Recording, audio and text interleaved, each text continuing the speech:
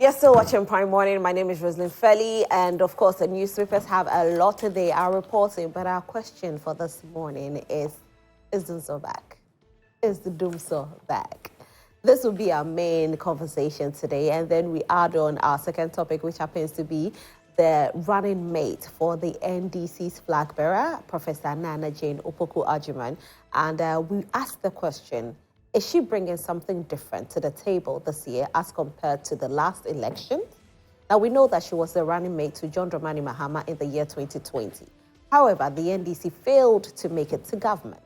And so this time round, some people felt that he will change, the running mate. But he stuck to his grounds and said, this is the woman that I want to bring on board. And I know this woman has a lot she's bringing onto the table.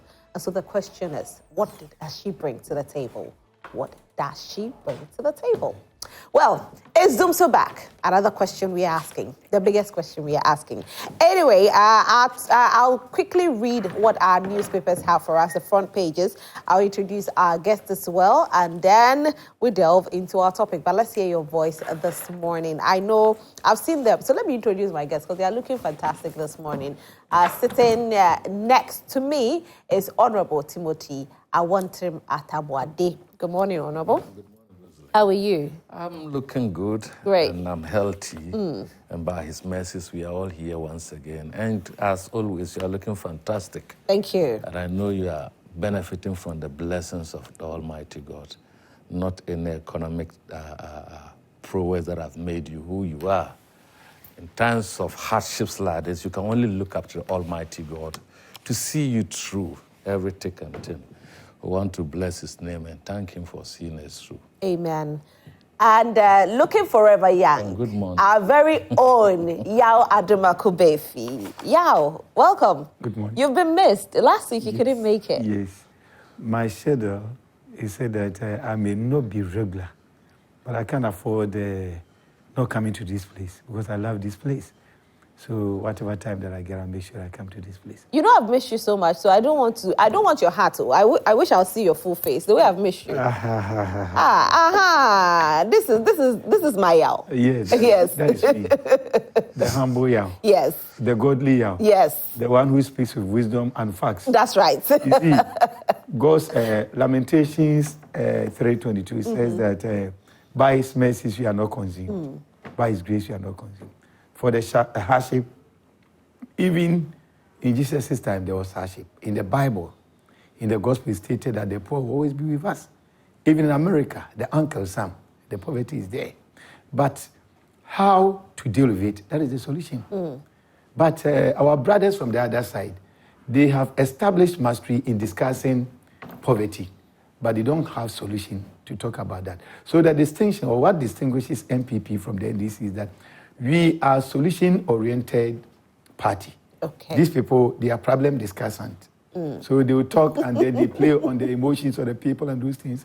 Since 1979, PNDC and this thing, not even a single intervention have they brought to bear to enhance the welfare of the poor. Right. So they should, but out of desperation, they can just digress, but we bring them back to the right place. Okay. Anyway, and let's quickly delve into what You cannot self-create a problem for people who vote for you. I'll start with the Economy Times. Let me read the newspapers. The Economy Times. Job scarcity on the gentlemen. I just want to read my newspapers. When he was talking, you see, let's call it speed. If you leave, when he was talking, you didn't talk. kept quiet. So honorable. Meanwhile, you live in a glass house and you were throwing stones, and you expected I was going to spare you. Honorable Really? Yaw and Timo, please let me read the newspapers.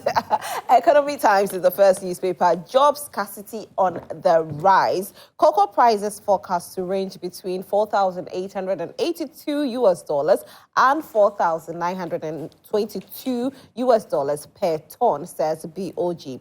Banking sector records a big leap in profit, and this is great. The New Finder newspaper is the next newspaper I am delving into. The New Finder. Minority opts for private members' bill to remove nuisance taxes. AU sponsored 1 million next level initiative launched. Registration of farmers begins under planting for food and jobs phase 2. And that'll be all for the New Finder newspaper. The next newspaper happens to be the Daily Guide newspaper. Old Nana sparks outrage in Parliament, and our topic, one of our topics for this morning, is to do with Professor Nana Opoku Agyeman, and who is the running mate for the NDC, and she's actually, bringing a lot to the table. That says the NDC, but what does she bring to the table? Today we'll discuss that. Agric Ministry opens planting for food and jobs, phase 2 application. Election 2024, Baumia leads Mahama in swing constituencies. And my husband died of terminal disease, John Kuma's wife says so. Also, 200 stalls raised down in fire. Not something that we want to hear at all. Anytime we get the Daily Guide newspaper, we quickly go into the center spread to get some entertainment stories. Karima demands updates from Mauritius' brother, and this is what Isidro and I were talking about earlier during the intro, because, a GoFundMe page was opened. They decided to raise funds to support Mauritius' health, but nothing has been said after that. How much money did they make? And how is Mauritius' health as of now? Is she responding to treatment? Is she still in the hospital? Is she out of the hospital? Well, people need answers to that. Okay, so Mauritius' brother, please say something. I regret not saying no to my ex, says DJ Kapi. And John Cena makes a nude presentation at the Oscars. I think we have some sports here. Club sacks boss for head-button player. Cameroon football body suspends 62 players for age fraud. Hey, what happened in Ghana? Can it ever happen in Ghana? Well, Ronaldo defends an obscene gesture, and I move my mouth, but you don't hear. This is coming from Mauricio, is it Pochettino? Okay, that'll be all for the Daily Guide newspaper. Our final newspaper is the Daily Graphic newspaper. Attorney General advocates renewable energy use in schools. Implementation of planting for food and jobs. That's the phase 2. Farmers registration begins today. And Ofanko is a warm road project. 100 lawsuits impede works, says the chief engineer. 100 lawsuits on a road project? Wow. That's quite surprising, isn't it? Anyway, like I told you earlier, our conversation happens to be around this morning. And yesterday, during the news at 6 p.m. on Joynews, or on Joy FM 99.7, we actually had the CEO for ECG being spoken to by Evans Mensah. And the CEO actually did speak about the fact that DUMSOR is not back, but rather there are some maintenance works that are going on, hence the power outages. So we don't call it DUMSOR, but rather power outages. Now, PURC also released, a report on their page, and if you go on their page, on their website, it's there, and this is what it says. Disbursement of the net revenues reported by ECG were not in accordance with the approved allocation percentages submitted to ECG for November 2023. According to the PURC, since August 2023, ECG has not complied with the guidance of the new CWM as directed by the President. They say this defeats the principle of fair and equitable revenue allocation to sector players under Level B, as approved by the CWM Standing Committee in line with the revised CWM guidances. Now, if we want to break it down for you to understand, we ought to speak to our data analyst, Kofi Agyei, who is joining us via Zoom. And as he joins us via Zoom, he will explain. But this question we have asked and we'll keep asking, is DUMSOR back? Well, you are experiencing some power outages in your home, and we are being told that it's not DUMSOR. They are planned maintenance work. Sometimes it's not even planned. You know, from the CEO, Mr. Mahama, he says some of them are not planned. Sometimes you go check up on the machine and you realize that the load on the machine is way more than you expected. Hence, you experience this. So they have to do emergency maintenance work sometimes. And you experience the power outages. He said that when you go on their Facebook page, on other social media platforms, they actually put out a statement for you to know that you are going to experience it.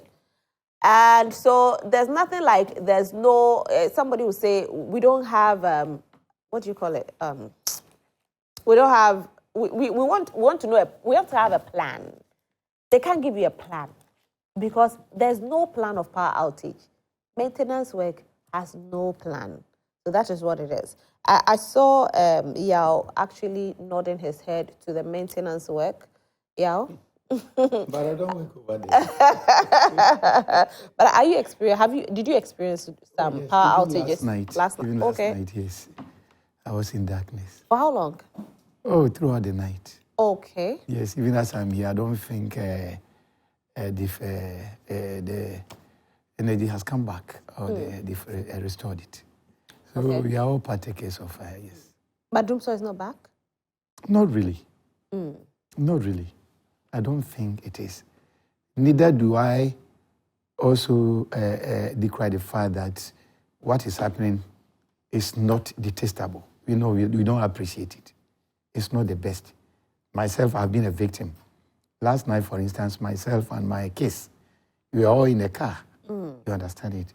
Until around 4 a.m. that I bathed and decided to come to this place. So nobody appreciates darkness. If you are looking at it from the biblical perspective, after God had created the heaven and earth, he said, let there be light, and there was light. Light is of essence. It's everything. So I wouldn't sit here and behave like a proverbial ostrich. But DUMSOR is not bad. But it's not bad. Okay. You see, I appreciate people's sentiments because the issue of DUMSOR, that struck us between for almost 5 years under John Dramani Mohammed's administration. It has become something like a curse. And then the moment you mention it, it quickly shivers down the spine of people. So mere mention of DUMSOR, in fact, is something. So the name is the issue. All right. The name is the issue. So maybe we'll change the name. And I appreciate, not necessarily that. Let's look at the intensity, the duration. You understand it? You appreciate it. There were occasions between 2012, 2016, sometimes 2 weeks, 3 weeks. Thankfully, under this administration, nothing untoward has happened that way. Okay. Just that it has been intermittent. Okay. And we trust the ECG boss. Dubik is a very fantastic guy.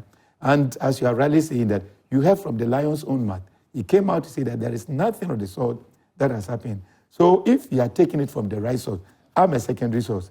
Who am I to dispute it? And clearly, in no way can we juxtapose the what is happening now, or can we compare it so far as DUMSOR is concerned. Right. That one is a case. It's something even Ghanaians don't want to hear about that.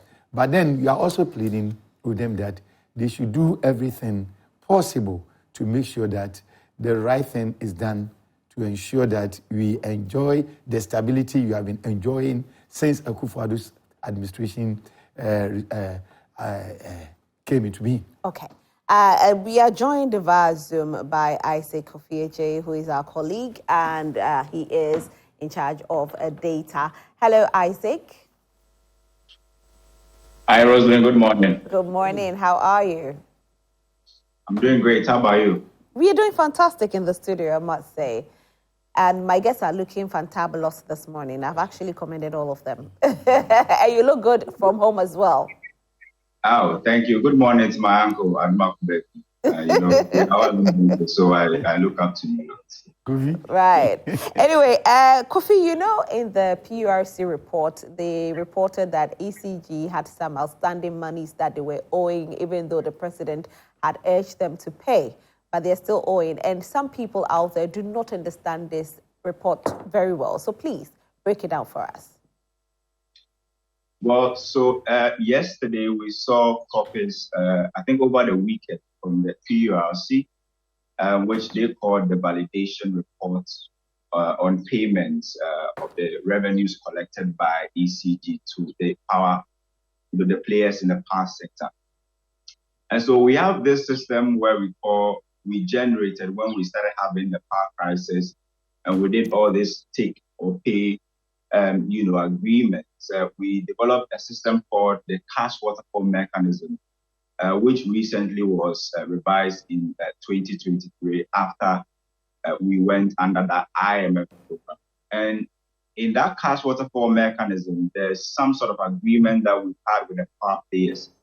And the agreement is that whatever that ECG collects as revenue within a certain time frame, that money should be shared according to proportion to the players, so that we do not have any magnitude or significant amount of debt accumulating over the period.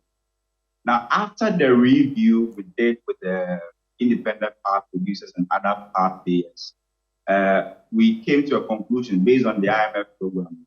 It was stated that we could not, accumulate debt over a period of more than 30 days. And so it means that if you owe any of the IPPs or the power producers, you should be able to pay them, within 30 days. So that resulted to the monthly payment that you heard the president speak about in his State of the Nation address. He stated that, we were paying the IPPs. I'm focusing on the IPP because they are the independent power producers, and they have been threatening to stop generation, which we know if they do could affect our power generation and then also cause some sort of some significant deficit in terms of our power, and that can cause DUMSOR. And for them, they've been very categorical that they weren't going to enter into any form of a restructuring of their debt. And so they were happy when this new system of a monthly payment was actually, scheduled. And we've been tracking based on the PRC data that was made available, not just yesterday, but the data has been available since October 2023. And I must state categorically that ECG, since that period until January 2024, has never defaulted in their payments to, the independent power producers. They were scheduled to pay $43 million to them every month, and they have paid that money to the 6 IPPs that were part of our reconciliation exercise that was done last year. But what we also know is that for the first time in that period, 6 months or so, this is the first time that instead of ECG paying $43 million, they ended up paying just $10 million. And yesterday we heard from the MD of ECG attributing it to exchange rate losses or exchange loss or forex losses. So it means that just because of the fluctuations we had between the CD and the exchange fluctuations that we encountered, we incurred so much that they could not pay that 43 million cedis. And he explained that in the agreement, they actually had an agreement that if there's any sort of deficits, the finance ministry is supposed to do what we call the top-up. And since that deficit occurred, the finance ministry was supposed to do a top-up of somewhere 200 million Ghana cedis, and they have not been able to pay that money. And it's in the PRS report that the finance ministry has not kept to its word by providing that 200 million for them to be able to pay the rest of the power, generators. And so that is the first, share of that report. The fact that for the first time, for the first time in 6 months, ECG is, defaulting on the scheduled amount that is supposed to pay to independent power producers. And yesterday we heard from Elikule Makwetogo, who stated that ECG is still owing them some monies, and they are hoping that they will be able to get that money so far. But Roselyn, one important thing that we need to look at this morning has to do with ECG's revenues over the period under review, because it is these revenues that ECG is going to share among the power players. And so if you look at the PRC report, it says that ECG collected a total of 820.45 million Ghana cedis in January 2024. That's approximately $68 million. $68 million. That's the money that ECG collected. And per the cash waterfall mechanism, ECG is expected to share this money in proportion terms to the power players. So ECG then decides to keep or to deduct 512.835 million Ghana cedis, approximately $43 million, to pay to 6 IPPs. So 6 independent power producers.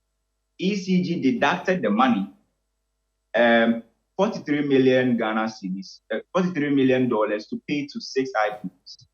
Now, if you look at the report, what happened is that instead of ECG paying that 43 million that they deducted, they did not do that. They only paid 10 million out of the 43 million that they actually deducted. And instead of paying 6 IPPs or 6 power producers, they ended up paying only 4 of the power producers. And this is where the big problem is. Because, you were scheduled to pay 6 independent power producers. And, well, you've explained that you had issues, and now you are paying only 4 of them.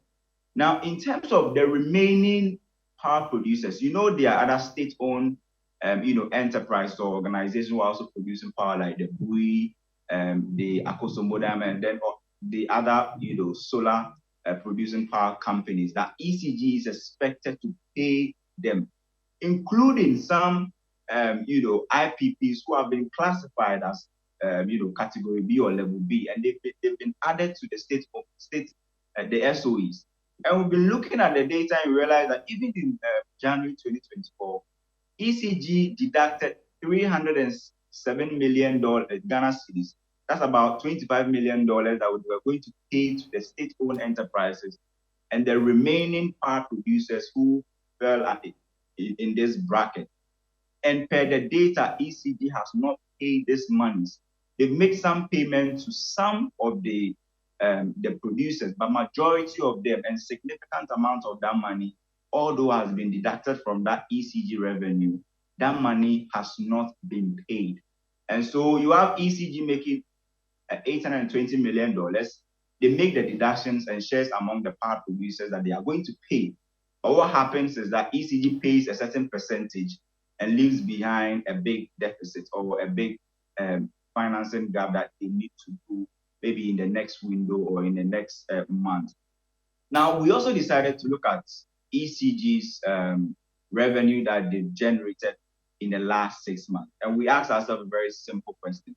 Are they able to pay this month? How much has ECG raked in that we should be even sitting here and talking about deducting the money and not paying? So in the last 6 months, I think ECG has been able to generate close to 5.4 billion Ghana cedis.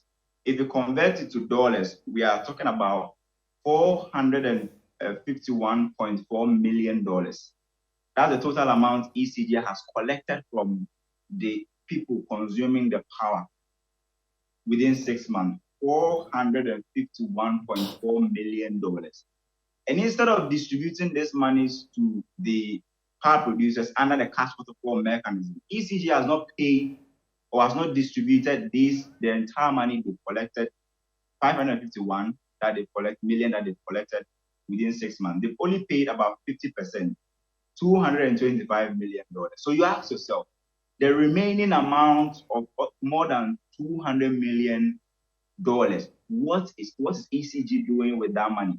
Because you have a directive from the president that under the revised cash waterfall mechanism, follow the procedure. What you collect, allocated to the power producers based on their proportions, and do not accumulate debt. It's even in the IMF program. The IMF program prohibits us from accumulating any form of debt under the revised cash waterfall mechanism.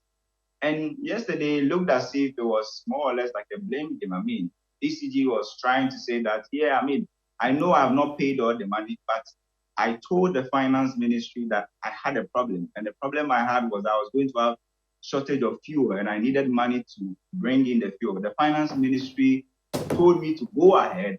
I purchased this fuel. And now the finance ministry is supposed to reimburse me an amount of 200 million. And the finance ministry hasn't released the money. It was what, 203 million? Absolutely. And since August 2023, the finance ministry has not honored their role of being the top-up agency in this whole cash waterfall mechanism. So this 203 million that ECG claims that the finance ministry is yet to release to them, is that supposed to be the money that is to be paid to the IPPs? Well, the IPPs, some of them have been paid, and even those ones who have been paid, there's still an outstanding in the month of January. Exactly, there's an outstanding amount that the ECG is supposed to pay to now, the IPPs. I remember Mr. Mahama speaking on the fact that the foreign exchange has been one of the reasons why they have struggled to pay the monies. But from what you are saying, ECG in the last 6 months has accumulated $451.4 million US. Now you're looking at what they have to even pay these, IPPs, and if they made 68.59 million as of that time, they could have easily paid the money, and they didn't. They paid only $10 million US. In Tisikano, why is it? That's the question we are all asking this morning now. Is that the money? Is that the money they are using for the maintenance works? I have no idea. But based on the validated reports by the PRC, these monies have been deducted from the revenue because. So it's been deducted to where? Exactly. That's the question. What did ECG use that money for? Because you have total revenue of $68 million. You are supposed to meet some obligations to Category A and Category B power producers. Even with the Category A, that you look at them as the priority, instead of paying 6 of them, you ended up paying only 4 of them. And instead of paying a certain amount of somewhere 512 million Ghana cedis, you paid only 120 million. Anyway, I'll come to you. I'll come to you, Kofi, and then I'll ask you more questions on this. Sorry, yesterday you were part of the conversation, so unfortunately I have to throw most of the questions to you. But I want to take some reaction from my guests and you at home as well. Please, let's hear your voices this morning. It's very, very important to us this morning.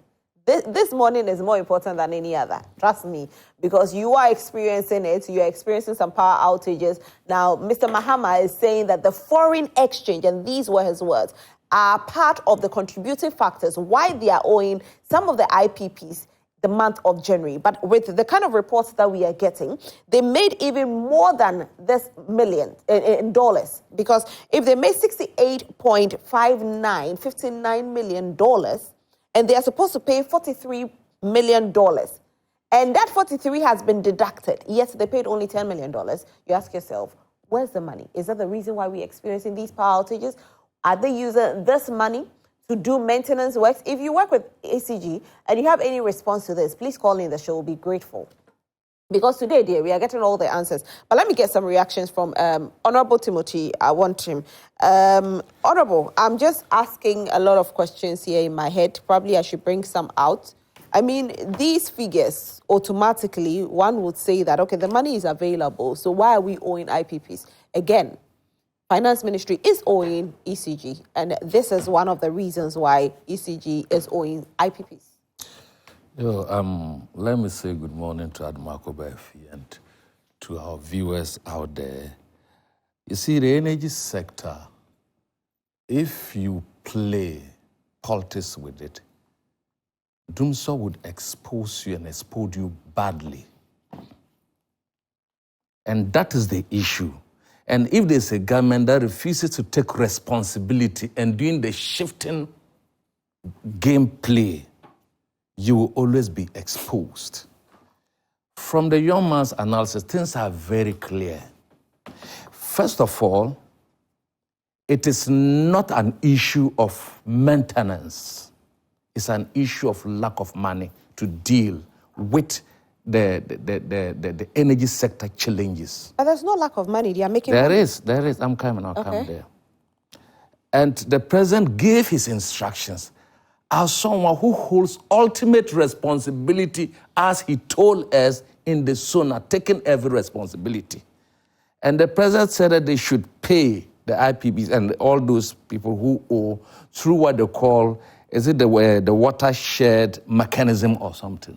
And they did not go by the president's responsibility, instructions. So what are they doing there this morning as officers who are working for the president?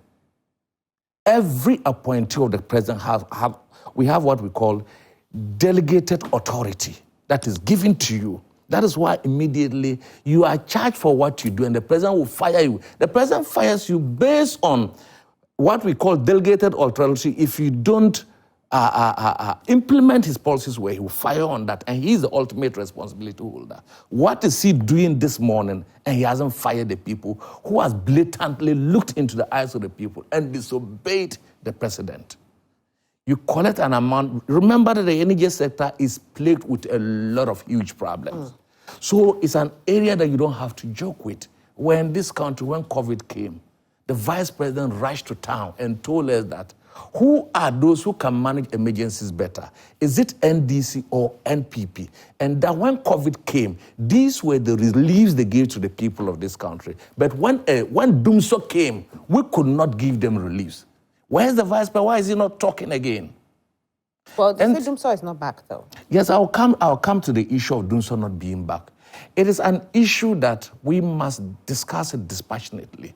Yesterday, I was listening to Parliament, the veterinary deputy minister nominee for energy, and we were told Halliburton, an energy company owned by Dick Cheney, the former U.S. Bush president, the vice president, company that is in this country has moved out to Ivory Coast. Any oil too has moved out. Any energy has moved out, and other power sector players are all moving out because of the debt that is choking that sector.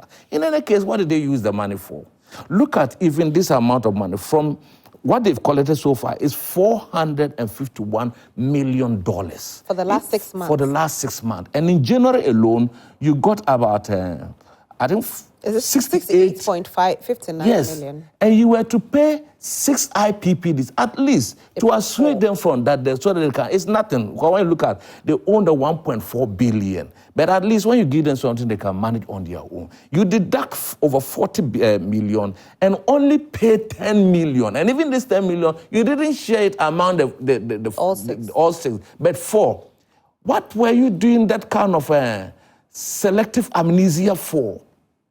Why didn't you go by the president's instructions?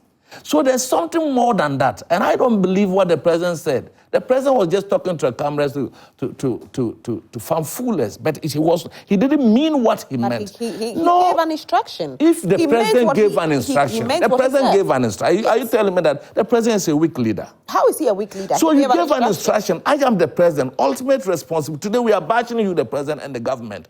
And Roselyn, I am in charge of a very important sector like energy, ECG. And I've given instruction that when you take the money, that is also why when the ECG boss was going around to disconnect people and to take the money, he said the instruction came from the president. In fact, the president backed him. Maybe the president backed him thinking that he's going to solve this issue. And today, what are we? It embarrassed us when we started the games. You saw that there was DUMSOR in one of the studios, I think Cape Coast or so. No, Accra. Even in Accra. We've taken our DUMSOR to international levels. Cote d'Ivoire people like Togolese are here and all over. And we could not, after paying so much, rehabilitating the stadium, 149 million on infrastructure. You couldn't buy a standby generator. There were standby generators. So how come that you were embarrassed to that colossal levels? So for me, the energy sector, I think, you see, when they collected the money, some of the monies were taken away because this government have that lifestyle. For instance, when Cocoa Board goes to take the syndicated loans, previously Cocoa Board would take the loan and then get the what do you call them, the players in the system and pay them. This time, since this government came to power, when Cocoa Board go for the syndicated loan, Ken Oforiatta would take the loans, distribute what he wants to do, and then keep the rest. That is how can the cocoa board has run. Look, as our keep the rest for what? Look, to support his budget recklessness. My sister, look. We don't have proof for that. No, you don't need to. Look, call cocoa board. Call them this morning. You see, by where we sit and by where my brothers sit, we have information on all the institutions. The current syndicated loan that has come, Gabi Ochidako called them that they should pay Cocoa Road people. What do you call it? What? Feeder road, those who do the Cocoa the road, okay. He's going into national politics. He has not been appointed by one. How does he give instruction to state institutions?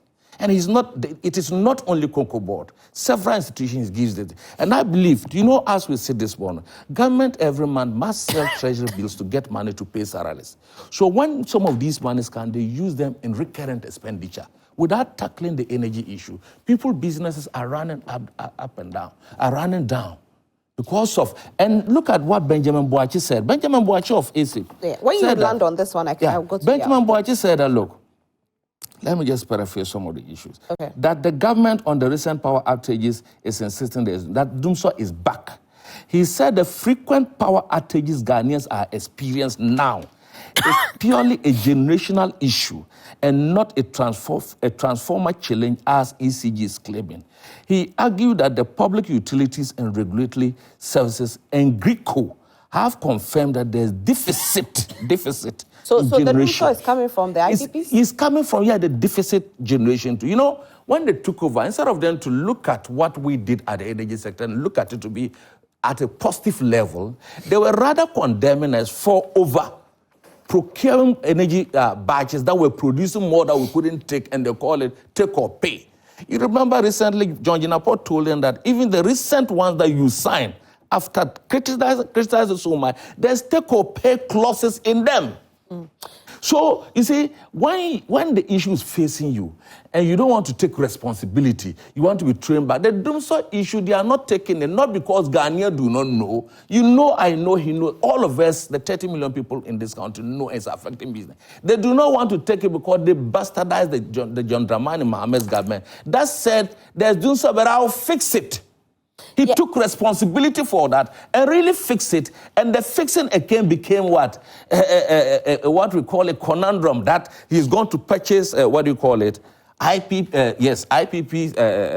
generating machines, and we are overproducing. Remember that America, they made so much money. You remember when they came, 21 delegation went to Dubai to investigate. They ended up coming here to part with $800 million, and as a result, Agyako, yes, has resigned his position because of all. And the president said he was misinformed. Okay. So the energy area is too murky, and we must tackle it as a nation, once and for all. Cannot be going Where back. is the money? Because it's quite alarming to hear this. In the first place, I'm happy that from all sources, it is not about generation, neither is it about distribution. It's about money. And you've asked the question that, where is the money? I am not in charge of the finance ministry. And I believe that the president is going to take action because already issued instructions that they should effect payment. So they are going to do that. And the way my brother... this instruction came some time back. The way my brother is struggling here and there just to equalize, I'm afraid it is not the case.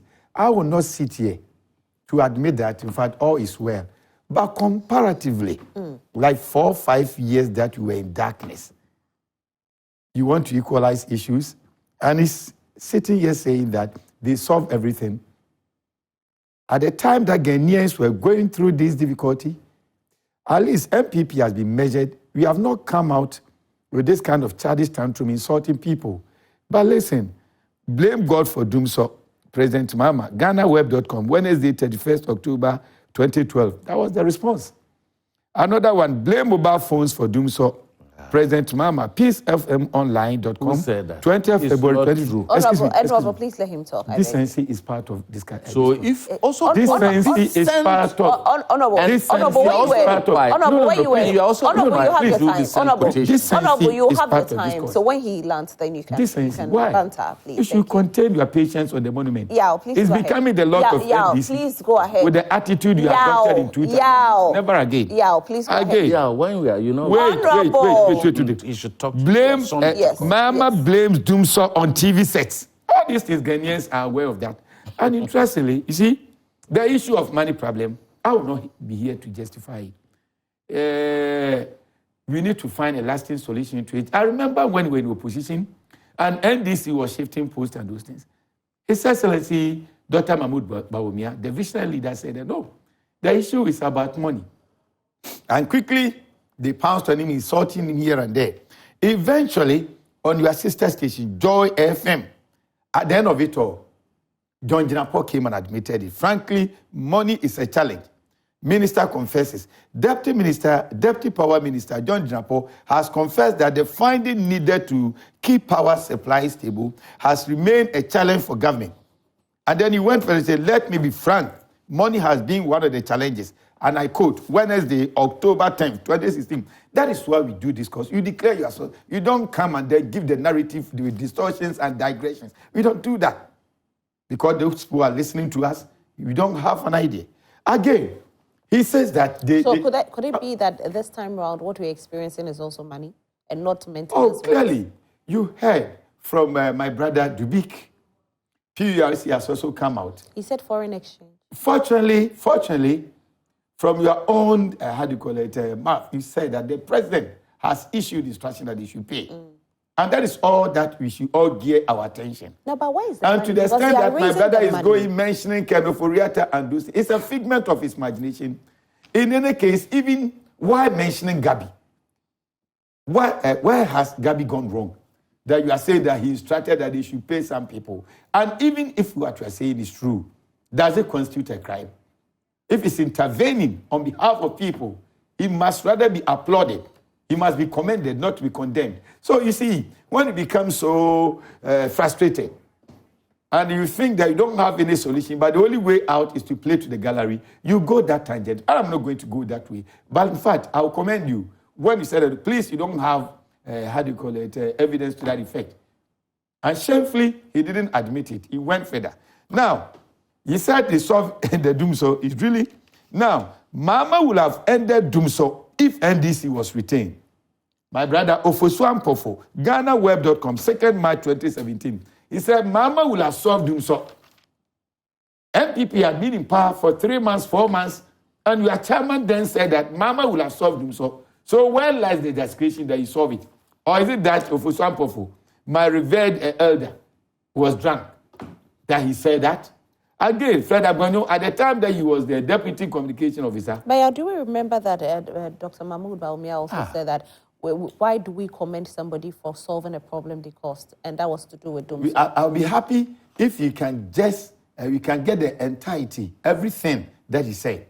Because, sometimes people pick things out of context. So and in propaganda, we have what we call card stacking. You know that one. So let's look at the holistic aspect.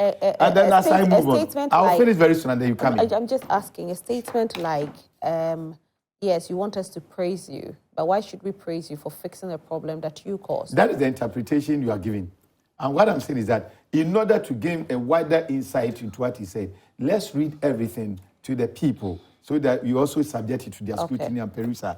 Again, what is the name? Roselyn. No, not you. You're my sister. How can I forget exactly. you? Yes, I'm not absent-minded like my people. Look at my brother, Fred Agyeman, he was the deputy minister of deputy communication officer.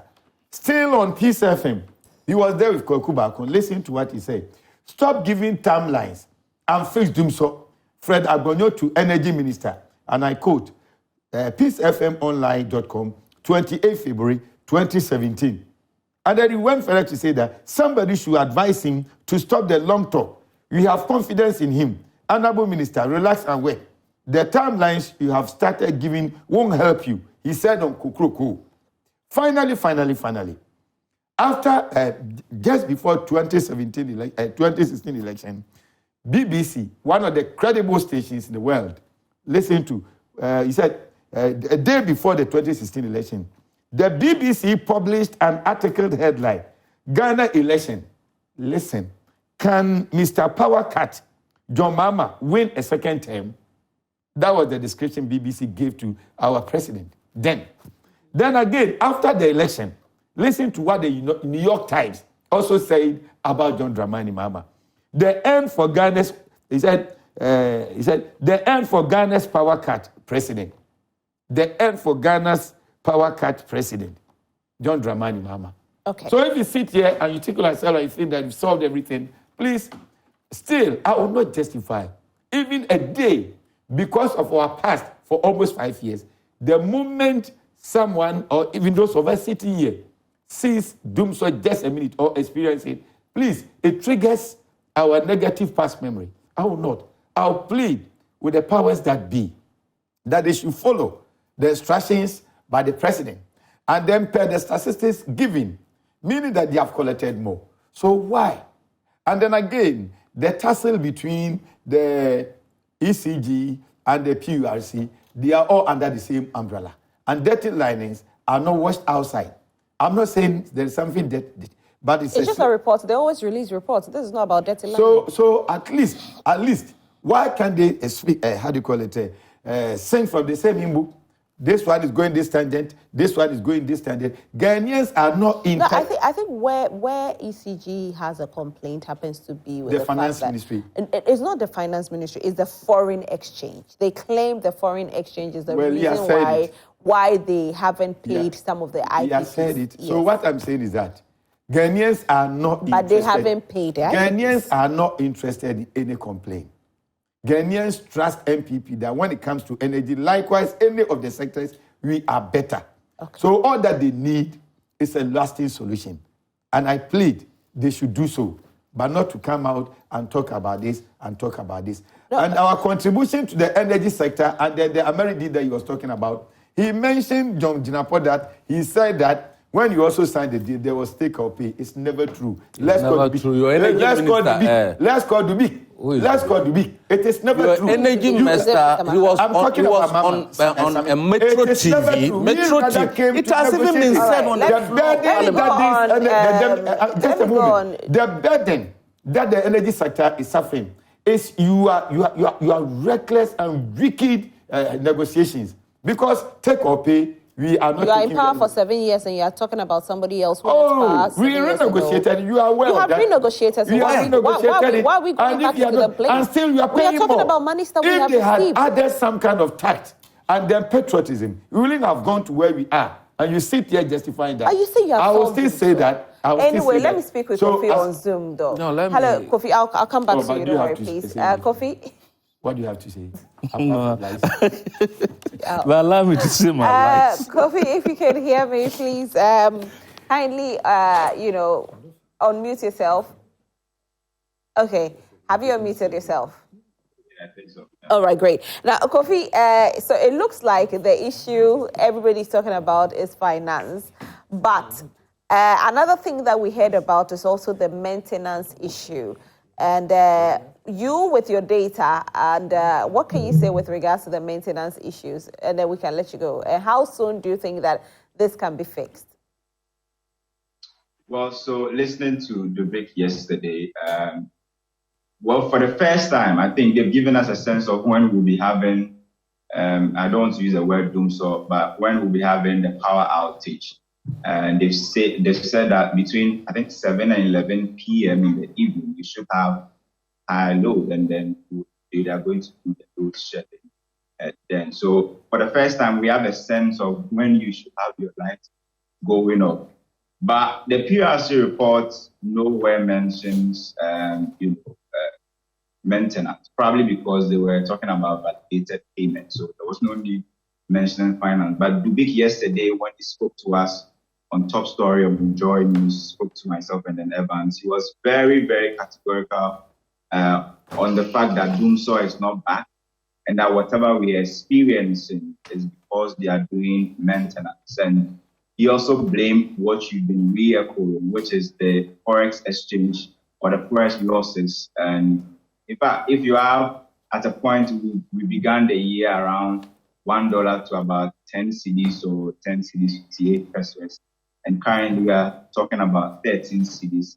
It tells you that whatever ECG is collecting, I mean, if you collect more cedis, you need more cedis to pay for even the smallest dollar that you want to pay for. So to some extent, I mean, the forex losses is one huge component of this whole thing, because ECG, per Ubik's analysis yesterday or his submission, you could make an inference that even the $10 million that has been paid, that is not even the actual amount they are supposed to pay But to the IP. Kofi, with what you said earlier, Kofi, you gave me figures in dollars, and the figures you gave to me in dollars is more or less monies they've made that is more. So they could have paid the IPPs.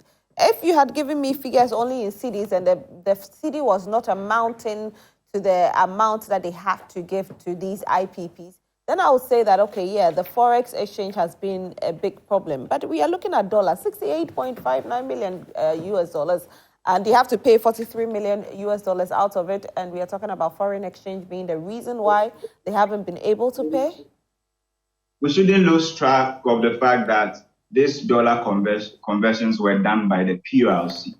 And you know, we've been talking about utility tariffs a lot here on Prime Morning. And anytime PLC either makes a tariff adjustment decision, they do what they call the dollar to the exchange rate. So they quote a certain amount in terms of the exchange rate that they'll be working with that period. And we know for a fact that PRC was quoting 11.96, $1 to 11.96 cedis. But currently we know how is going for. Okay. So the conversions were done by the PRC, but maybe in actual sense during the payments you have to pay more. But I know that in this sort of payment you do not have fluctuating rates. They usually fix a certain exchange so that you do not have the losses going beyond a certain cap. But all I'm trying to say is that, I mean, it's clear that the current nature of our economy or the economic crisis we are having is even creating debt for our own self. And so if you look at the energy sector, for instance, where we generate close to $1 billion debt every year, it's not something that we can just look at. It's all because of exchange rate. It's all because of even collecting monies and not paying them, and leaving arrears, and the arrears attracting interest and all of those things.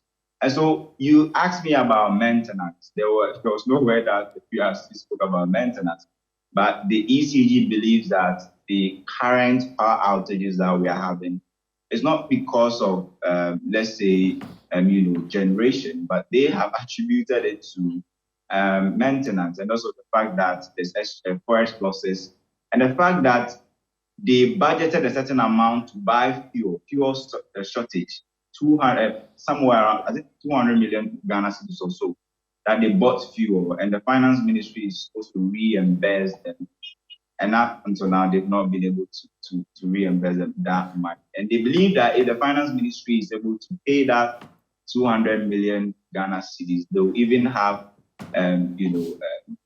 surplus at the end of the day. They have to pay all the money. Right. But what local report is that ECG has not been making payments to the state-owned enterprises, and that's very, very serious, because you did your debt sustainability analysis, and you realize that a significant portion of your debt is coming from SOEs. And so if you make deductions that you're supposed to pay SOEs, like we, like Akosombo Dam, the solar companies, the BXC, and all of those things, and you make the deductions and you're not paying them, because most of these SOEs may even accept the monies in cedis, and even the IPPs, not all of them collect the entire money in dollars. Some prefer to, even because of their operations in the local space, some prefer to collect a certain percentage in dollars and a certain percentage in cedis. So it's not always about dollars. So maybe we should find ways and means that the amount that we collect, we are able to share it to all the players. And I want us to look at this table. I think that will be will help us tell the story proper and why maybe ECG struggle. So ECG in December 2023 met all their obligations to the IPPs. They were supposed to pay them $43 million. They did all of that. They made $1 billion, 1 billion cedis in December 2023. Now, fast forward to January 2024, the period under review. ECG's revenue now decreases from 1 billion Ghana cedis to now 820 million. They've lost close to 118 million Ghana cedis. So that can also be a big factor. So I asked myself, what did ECG do in December that they got 1 billion, and why are they getting, 180 million of revenue within just 1 month? Because we've been making 1 billion Ghana cedis, November, December. It was October that you made 701 billion Ghana cedis. Now in January, I'm making 820. So that can also be one of the key determinants why maybe ECG is not able to pay all the money, because 180 million variance is a big amount of money. So the maintenance works or money, is that what the issue is? Because we are experiencing DUMSOR. On one hand, we hear they are not making money, they are owing the IPPs. On the other hand, we are hearing maintenance work. If it's maintenance, then of course we know this is coming to an end very soon. But if it's not maintenance and it's finance, then we have a cause to worry. So an inference I made from Dubi's submission yesterday was that it's not one factor.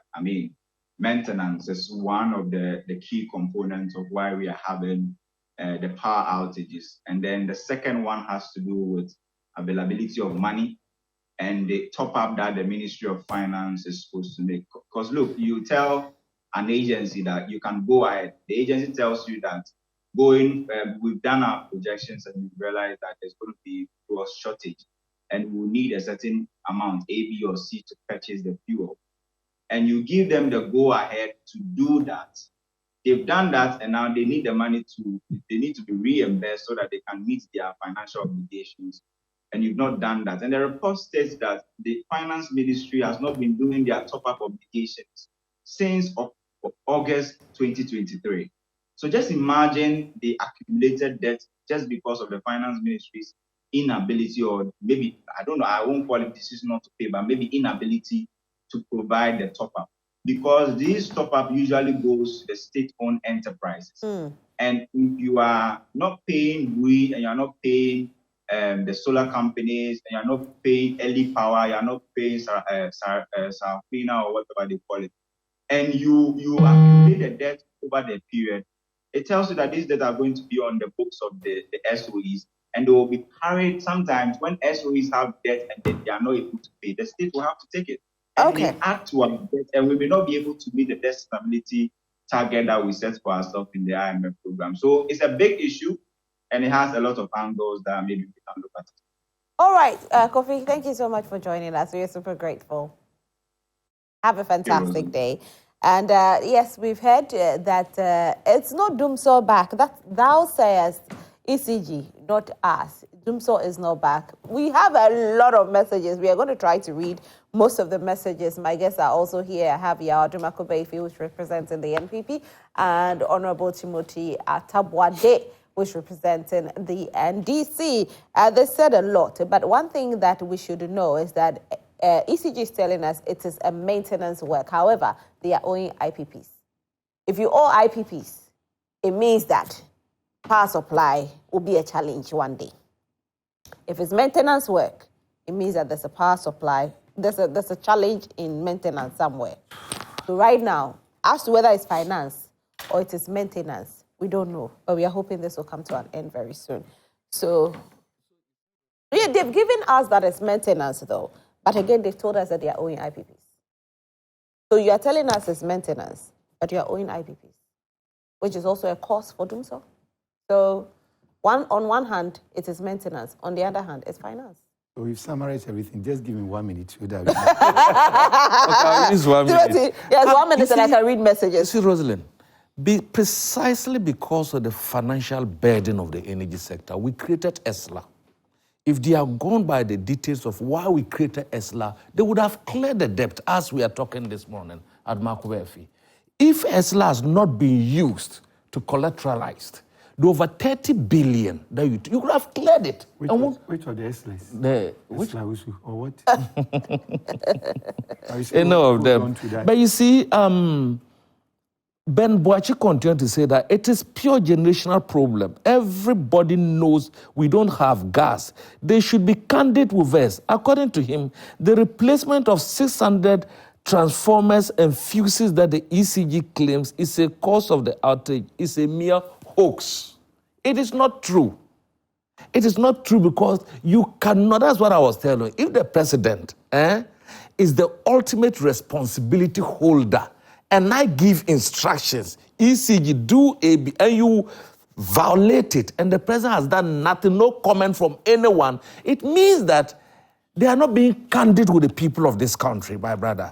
He's talking about, look, when you came to power, tell me one power badge you brought. You've not added in it. You came started complaining. With there's so much power purchase badges, we are overproducing, there's take-up pay and so on. That is why you have been voted to power to correct these issues. You understand? If you come and you do not want to take responsibility and you keep shifting the blame, blaming someone who has left government for you. Do we agree that, although they might not have added on, they've been able to maintain yes, the lighting for us. So for the past 7 years, the light system has been good. The problem about it now is that, you see, it's like there's a proverb in my language that is like the neck of a lion. You know when you hold the neck of a lion, you can't hold it, you can't leave it. If you leave it, it will devour you. You understand? And you too, you don't have the strength to keep holding onto it. The issue about the energy sector that they are romancing with the DUMSOR, it's not because a generation, they don't have the money. And they keep trying to take money from all angles to maintain so that the issue of DUMSOR will not be used during their era. Look, Roselyn, mark it today, we have to put the date down. Any government that will take over after 2024, the DUMSOR is going to come full force. It's going to come because of the way they've treated us. Is that your wish? That is not, please. We are talking about it. Look, and you know the interesting, ordinary people out there do not owe ECG. 1 minute. Are you with me? Okay. Look at what happened to PDS when they came. A 20 million Ghana cedis project, you went and gave it out. And as we talked this morning, look at the amount of money they did not retrieve from ECG and so on. All right. So when you treat your enemies, that is the engine of everything in this country, this way. And when the problem can take, rather than to be telling us that NDC, we said it was batteries that were charging for, we said it was irons, it was heaters. You don't make. All right, let me read some comments. I have so many comments. Good morning to your panel. Yesterday we slept in darkness and please, gentlemen, I want to read some comments. Thank you very much. Yesterday we slept in darkness and you're saying what you can choose to pay with the truth, but those of us in our homes know what is going on. This is Fidelis Boo from Etrima. Good morning to all ECG users. Ghanaians have been paying huge amounts of money to the ECG, yet we are experiencing DUMSOR in our various homes. I want to appeal to the CEO of ECG, Dr. Mahama, should consider the poor people in villages. Overbilling is too much at Kita. The NPP government used millions of dollars to rehabilitate the University of Ghana Sports Stadium, yet Ghanaians are performing poorly. Then all African games are not too good for us. The minister must be fired now. Abochi Philip from Kita. Good morning. Yes, DUMSOR is back since last year. Professor Nana brought NDC MPs from 4 to 13 in the central region, and she is going to add 9 more. She's the best, and she is not going to call the office of Vice President driver's mate. This is Odro Manso at Shishioso. All right. Good morning, madam. I think your question and expected answer would be meaningless unless your outfit moves out there and investigate the facts. Honorable Okla. All right, Honorable Okla. The questions, we are getting the answers here, though. Good morning to you. The Legislative Council in Ghana is meant to be a house of order where policies are crafted to benefit the people and bills are passed to protect the interests of ordinary citizens. Chaos in the country undermines this mission and must be addressed through a commitment to transparency, accountability, and effective governance. Aaron Bebako Kokomisa Lasabio Koshi. Thank you so much. Okay, let me do this one. Okay, this one says, blissful morning to you all. I think all NPP communicators are so mischievous that anytime they mention DUMSOR, they allude to JDM. I think that is petty politicking. The listeners know better in case the NPP guys don't know. Some of us got to know the Incoterm power-rich rationing during ex-President Kofo's time. Why won't they attribute DUMSOR to Kofo's era as well? Have they suddenly forgotten the prayers Kofo sent pastors to offer at the Akosombo Dam site? They should fear God and speak the truth. And Kim David, Noble Accra. Good morning, Roselyn. In the last 4 months, we have been experiencing lights out almost every day, and yet these NPP communicators continue telling us that there is no DUMSOR. If there is DUMSOR, do we have to let others to tell us before we know there is? Why is it that under this administration, every time they confront with problems, they have to lie about it? From Willie Cape Coast. Good morning to you, Roselyn, and your panelists. Oh, please, what's Wafayel talking about? If the light goes off and comes back intermittently, what is it called in Chi? Tell Wafayel and his an MPP to stop disgracing the nation globally by exhibiting their super incapability, super incompetence, super corrupt, intellectual deficiency, etc. How come there was a light out during a global event such as All African Games 2023? And okay, in fact, this current NATO NPP party is a total failure in all aspects of governance, cause nothing under their watch is progressing, and you can talk about our state-owned enterprises all making losses, but wickedly and heartlessly paying their selves bonuses for losses made at the end of the year. Also ask him, if not for JDM intervention by talking with Asogli, what would have happened? Asogli, that's what you meant, all right. Good morning, Joy Prime. I'm Boatin watching from Akomandan. I let Roselyn ask if DUMSOR is back by telling us when was the last time they used plans for your production. Boatin, you want me to ask if DUMSOR is back? Good morning, Roselyn, and good morning to your panelists. From all indications, there's a problem with power supply. The best the ECG can do for us is to give us the timetable so we can plan around it. We need power to prepare for work. Kojokov Town. All right. Thank you, Kojokov Town. DUMSOR is back with vengeance, but we are being lied to by the NPP government. The president has failed to solve DUMSOR. Good morning, host. Since around 6:30, lights went off till now in Mamfe. Why is Yvonne Nelson and Co? Where is Yvonne Nelson and Co? Please ask the NPP man to look for Yvonne DUMSOR Nelson. No lie to watch your show this morning, because on a serious note, government is, if you do propaganda for campaign, you will be disgraced. Okay. This one says, unfortunately, this one didn't send a message. It just said a voice ringing yesterday. Oh, you sent a message. Good. Greetings, Joy Prime. In fact, sometimes I feel disappointed because your producers must call the CEOs of the various ministries to answer questions rather than giving it to the political parties to do their usual politics. Secondly, I thought the NDC said they have solved DUMSOR because they brought the power plants to solve them. What has changed now? Let the NDC man answer us now. Nana, I'm gonna say the economic crisis is now aggravated into power challenges. Management of ECG has a responsibility to explain to Ghanaians about the genesis of power crisis and how it can be addressed. This all as a result of current incompetent government. If you engage in needless propaganda and empty slogans to win power, DUMSOR and the exchange rate will expose you. For Ghana to work well, this MPP government must be booted out of office come December general elections. Good morning to the revered and respected politician, Honorable Timothy Awontirim Ataboadey. Good morning, Roselyn. Please, is it true that the Ghana Civil Service recruitment portal is open? Justice for Wiaga. Greetings. Oh, I see. Greetings to your panelists and especially my brother, Honorable Ataboadey. Honorable, your people are watching. Good morning, host. The government should not play with the electricity. You up north, the heat is too much. With CMS is real. This person is still typing. Okay. Hi, Rose. Tell the MPP man to stop calling the name of God in vain because they don't believe in God. Oh, they do. Let me see what you have. Okay, I'll have to go here.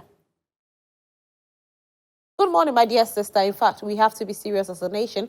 Our leaders have to put things in place in order to solve the DUMSOR problem. When you come to Western North region, particularly Sefrioso, Dwaboso, and its environs, it's appalling. When our former President Mahama was in power, NPP was criticizing about the DUMSOR matter.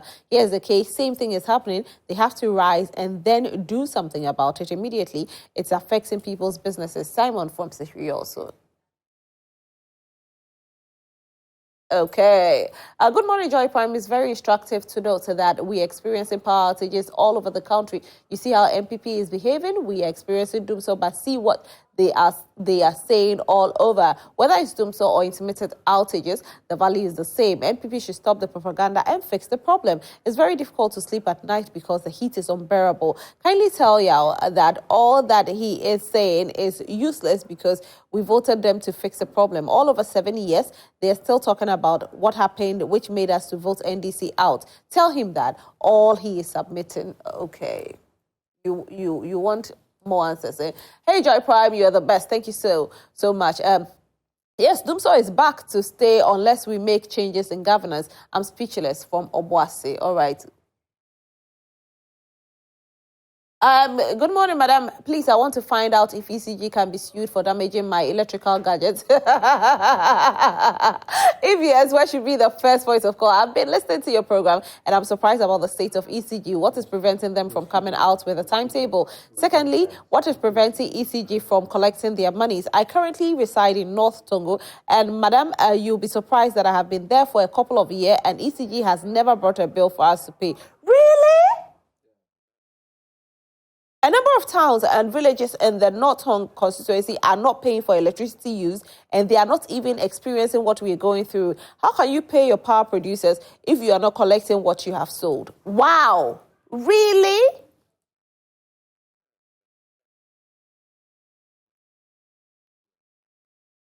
Okay. Good morning, madam, and your guest.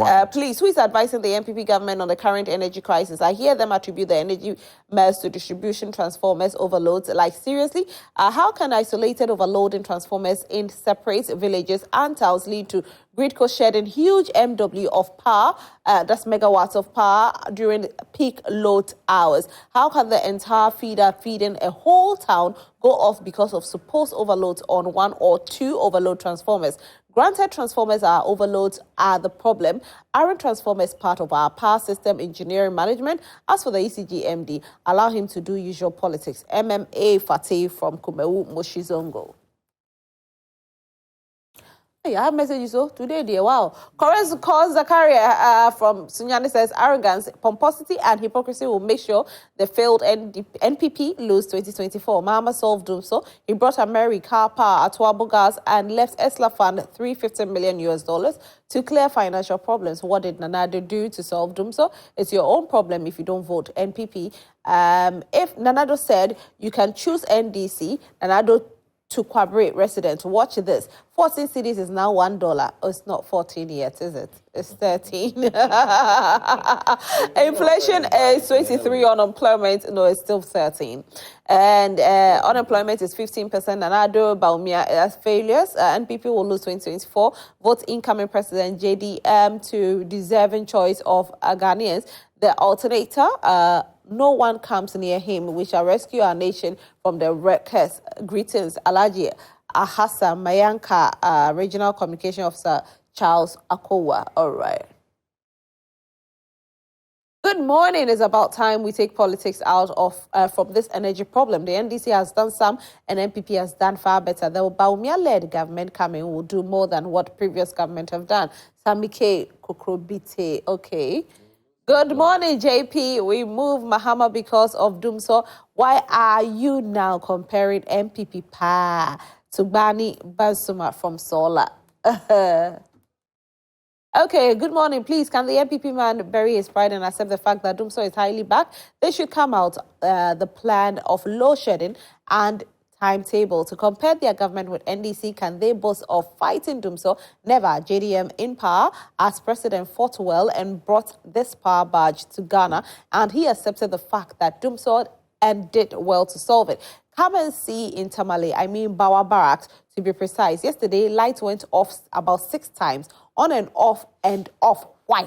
NPP should bury their pride and accept that DUMSOR is back. It's a pity. Do they think Ghanaians are fools or what? Never again. NPP, Ransford from Tamale. So there's a new timetable, but the thing is, they said they'll give, so it's between 7 to 11. However, they'll tell you your area, your time. So the area time hasn't come, but between 7 to 11, know that you might go off anytime. Al-Hassan Sise from Joynews Central said, if it's not about paying the IPPs and it's about maintenance, why are they mentioning dollar rates? The dishonesty and politics will not help anybody. Since they are not ready to take responsibility, they cannot solve the problem. They can give whatever definition they want. If your light goes off and come, what is it called? Says, okay, said the NPP man can talk, cooked his own figures and dates on innocent opponents. Ask him if it was money issues and the NDC couldn't use the money to solve them, so but rather use it to purchase a Mary, car power, build Ataboadey gas, etc. Talk is cheap. Then if it is money issues, take away all the aforementioned intervention to see if we will have a light from now. Kwame Pass from Obuasi East. DUMSOR under John Mahama was about money. It wasn't about inadequate capacity of megawatts to the national grid. Ghana was owing the West Africa gas pipeline, and Ghana was cut off from the gas pipeline because of debt owed the West Africa gas pipeline. NPP said this during the 2016 campaign period, and when we came into government, a delegation was sent to Nigeria to settle the debt, and immediately the pipeline was opened again to Ghana, which there was enough gas to supply the plants to generate enough power to the whole country, including neighboring countries, which they used to buy power from Ghana. Example, Ivory Coast, Burkina Faso, etc. Abdul Aziz Jibani, Joy TV neighbor, Koko Mlemle. All right, neighbor. Good morning, Mikey Rose. Good morning. Let's commend the NPP for keeping the lights on till date. Just few days power outages, and we are complaining like this, and we still want to bring JM back, whose term was about DUMSOR, which we suffered for almost 5 years. Let's keep trusting the NPP and Dr. Bawumia to move the country forward. Greetings to Dennis, Miracles Abuaje, and YAB in studio from Joe Bingi Damongo. All right, Joe. Ayo, the NPP man, is that how he debates with us? NPP communicators should, okay, the party, okay. I will read it, don't worry. I wish tomorrow is December 7th. That's why I didn't read it. I wish tomorrow is December 7th. We are tired of this government communicators. It's like the government is tired. Let's vote them out so they can rest and come back after 18. Hey, look at all these messages. Today I promise, but let me come to the studio. I know my guests have a lot of reactions. All right. I think I wish I could talk about the second topic. Should we do the second topic? Let's briefly talk about it. 2020, she was a running mate to then NDC as the main opponent or the main opposition party. And they came in second. People felt the woman factor or the female factor was going to push the NDC into power and also let them win massively in the central region since she hails from the central region. Now, in the year 2024, there were some kind of, opinions that came in. Some said that she was the right choice. Others said that she wasn't the right choice. John Dramani Mahama was going to pick another running mate. However, he stuck his ground and decided to go with her. He gave a few reasons, saying that she's capable enough and she's a woman. And it's about time Ghana experienced the leadership of a woman and one day have a woman as a president. And he believes that Professor Nana Jane will be the next president, the first female president of Ghana. Well, what does she bring to the table for the NDC this election? And of course, since we have Honorable Timothy Awontirim here, he will be the first to answer what Professor Nana Jane brings to the table. Yes, Roselyn, I too want to congratulate the entire party, executive, the National Council, the National functional executive, including the President John Dramani Mahama himself, for retaining the candidature of Professor Opoku Agyeman. For some time now, Ghanaians have known her. Yesterday, when you talked about the fact that we had to make commentaries on her new role, even though he was there the last time, I tried to look at her CV. The CV alone was about 50 pages. That alone, the volumes and the quality of the CV tells you who she is. But at least as politicians, we can really find... Who will read 50 pages of CV? Yeah, but if the fellow did that, have you ever seen Professor Raymond Atubega's CV? At his young age, you can see what has gone into. And I think a lot of people in this country have got such CVs too. And because they probably are not politicians, we don't hear them so much. But I think that Nana, when she was appointed or made Minister for Education during the time, she did extremely well. You remember the shift schools? When she came, there were shift schools that we were battling with as a country, where students played truancy with that. Under her tenureship, we were able to remove all the shift schools, and students had one stream. And you can really monitor and check their discipline and their truancy and so on and so forth. But it was a big respite to parents whom their children were playing the honky-ponky game with them. Instead of being in school, they'll be out there. You can also remember that even under her tenure, that was the first time she talked about the fact that this menstrual pads issue, they were going to see how they were going to support especially deprived school children. That became an issue to them anytime they were having their periods and so on. You also remember the 200 community schools that we promised. It was under her leadership that we got all this. We started the free SHS at the time with over 360,000 students as the first step in achieving the constitutional provisions of attaining free education for secondary education. My brother, your finance minister captured it in the first budget that he presented, that this was how much we paid for the first free students issues that we did. And for Ginana, as he's sitting today, he's a mother. Her respect, her humility, her conduct, her down-to-earth nature cannot be taken. You will not believe that there is someone who was a former vice-chancellor of the University of Cape Coast. You know the University of Cape Coast. Very disciplined, very hard school. She went through the ranks, broke the glass ceiling, became the vice-chancellor of the University of Cape Coast. Not just the University of Cape Coast, but the environs and so on. He made her mark in the academia. Internationally, he's known. He has headed other universities and so on and so forth. He has an impeccable record. And for me, Ghanaian voters out there who wants to make history, who hitherto were thinking of otherwise not to vote or to vote, the issue is that it is now time for them to make history, to be part of the history making of a woman being a vice president, to be part of that voting that will make Ginana Professor as the first female vice president of the Republic of Ghana. Since the days of Don Diego Adiazamoja, no woman has gone up there to break that glass ceiling. Yeah. And I'm calling on all women, all well-meaning people of this country, even the faithful, even those who normally tell us that they are apolitical, they always look at our policies and go in. Now is the time. We don't have a driver mate. In fact, we have an experienced former president who has been a driver, an experienced driver. We don't have a reckless driver who has a driver mate who is saying that, no, I have a different vision from my reckless driver. Because he has been reckless, I cannot follow the same. And I'm coming as my own man. I think her performance in the 2020 elections surprised everybody. One, look, we lost the elections nearly 1 million votes. It was over 900 something votes. We were down completely. The NDC party was down. We lost our parliamentary majority. Total, I think we had just about 105. They had 169 absolute majority.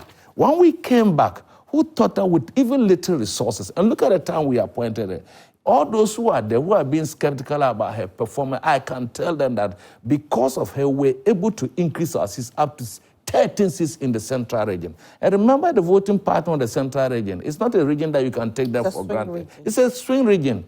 And they vote anytime they deem fit and they feel that. I feel that this is the time we even got it much more better, because this is the time the Central Region have tasted 7 years under this government, and they know the quality of our nominee that we've brought to bear on the presidency. And I heard you saying that this time there's so much hype and so. It is so because even when we did not win the elections, he has carried himself unblemished up to no scintilla of corruption or any indiscipline or unethical issue has been found against her. He has been the same Ginana Opoku Agyeman that has been the Vice Chancellor of the University of Ghana. He has been that even through politics, through the murky waters of politics, through the fact that in our political landscape, there are a lot of issues that can really distort. He has been very focused. He has brought our education system up to this side. He has been able to ensure. Look, at the time he was talking about taking away the allowance, what did he do? She replaced it with a loan system. That was even our campaign, that we were to replace it with a loan system. We had lifted them from training colleges into a degree awarding institutions, and all degree awarding and tertiary institutions do take loans to be able to go through the educational expenditure. And these were issues that were set in place until we lost the election. So I think it's a perfect choice. It's a master stroke. And all those, I call on the people of this country and all those who are 18 years and above and are preparing to take part in this a change that is coming. Like Kennedy Japan said, that change is not even looking for us. We are not looking for change. Okay. Jane Nana Opoku Agyeman is the right fellow to pair your mama at this time. Okay. He's the one that if you want to make history, people are preparing to make history in these elections. And that history, is that you should be part that in future you can tell your children or your grandchildren, I was part of those who voted and made a woman a vice president of the Republic of this country. Thank you so much, Honorable Yaw. Yes, I'll seize this opportunity to say hi to my mother. She's my mother. She and her sister, Auntie Lane. She was the former PR for Anglo Good. And all that I want to say is that anything involving women, the MPP, we are the pace setters. Even the Minister of Gender, who set it up, Minister of Women and Children's Affairs, the Chief of Staff, the first of, you understand? Ayokoboche arguably is becoming the longest serving foreign minister. And then you're looking at the interventions too. You look at the school feeding, free SHS, Metro Mass Transport, the LEAP, the Maslock, and those things, all to ensure the enhancement and then the benefits of our women. So if NDC chooses a woman, we wouldn't have any serious problem because you also appreciate women, you respect them. But then the issue is that, let's look at it. Yes, he has the impeccable CV. But there is a saying that greatness lies not in being strong, but in the rightness of it. She was the minister at the time when the vice president's wife said that Choko Kraye Mamubi will not give you. That is one of the achievements. And you sit here and you tout yourself like that. So should I? Excuse me, 50 impeccable. No, excuse me. I should know. Yes. This same woman, my mother, the one I love, even when I finish, I'll call her. When the teacher training allowance was cancelled, the same woman with the record, when she was there, 2012, 2016, they never employed teachers. You are aware. This same woman that you are touting. Now, let me quote from this place. It's very interesting. You see, he was talking about when they were in power, whatever. I'm quoting something from here. That... From where? No, wait. From NDC's own agenda. From NDC? From NDC's own manifesto. So that's our manifesto. From NDC's own manifesto. And I'm quoting the page. No, so if you are responsible enough, you can just open your book and this. Yeah, I have just about 2 minutes to go. So no problem. No problem. Yes, this same woman is the one who was the running mate, yet John Mama, he accepted to be John Mama's running mate. And there's so many corrupt cases. And one thing my brother has forgotten is that, yes, if you want to win, so many things come into play. One, your candidate himself. And we are proud to have Bawumia, a visionary leader. You understand it? We are yet to get our running mate. Number two, superior message. But for time, I should have come out with all the things you have done under the energy sector for them to know. Number three, we have a superior message. He cannot contest that. So where lies the argument that, oh, the woman, she alone is not going to do anything. More to that, we have a strong campaign team. You don't have, if not anything at all. We have Akufo-Addo himself, we have Kofo himself, we have Fremont Pare herself, we have Lisbeth Ohene herself. So we have about 5 things that come into play. Okay. And then you have our impeccable record. You see, she's my mother, I love her. But unfortunately, she's in the wrong camp. Why am I saying so? Who determines? Even if anything at all, if you are boasting of her, who discovered her? Was it not under MPP? That Kofo made. Oh, it was under MPP. We discovered her and made her the first vice chancellor. Oh. So it fits into the fact that. But she fitted to be. Oh, it was a competitive. What I'm saying is that all along under NDC, she was still there. Did they discover? So you don't even have the eyes to discover. No, and then the issue of talking about the shift system and those things. How many buildings did you build? Okay. And then the free SHS that you are talking about, you started with the day. At a point when you realized that the reality had down on you people, how much did you pay? We came and offset the debt that you left. So we don't have, and we are not going to say anything problem at all. But the point is that we have a superior candidate, and we are going to get a better candidate. Okay. All right. Gentlemen, thank you very much for being here. I'm super grateful.